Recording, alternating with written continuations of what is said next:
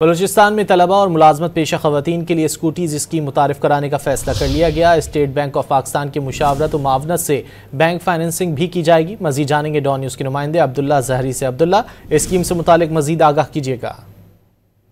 आलमी यौम ख्वातीन के मौके पर पिंक स्कूटीज फराम करने के लिए एक स्कीम मुतारिफ करने का फैसला किया गया है। वज़ीर आला बलूचिस्तान की ज़ेर सदारत इस इजलास में ये फैसला भी किया गया कि स्टेट बैंक ऑफ पाकिस्तान की मुशावरत और मुआवनत से पिंक फाइनेंसिंग की जाएगी, जिसके तहत तलबात के लिए पिंक स्कूटीज जबकि तलबा के लिए इलेक्ट्रॉनिक बाइक्स फराम करने का फैसला किया गया है। इस हवाले से बताया जा रहा है स्कीम के तहत सब्सिडी पर स्कूटीज की फरामी से तलबा और तलबात और मुलाजिम पेशा खवातीन को सफरी सहूलियात भी फराम होगी। इस हवाले से वज़ीर आला बलूचिस्तान ने हुक्म को फौरी तौर पर हिदायत जारी की है कि स्कीम को आसान अक़सात पर आम आवाम तक भी ओपन किया जाए ताकि आम शहरी भी इसमें हिस्सा ले सके और फौरी तौर पर इसे नाफिजुल अमल किया जाए। जी, बहुत शुक्रिया अब्दुल्ला ज़हरी इन तफसीलात के लिए।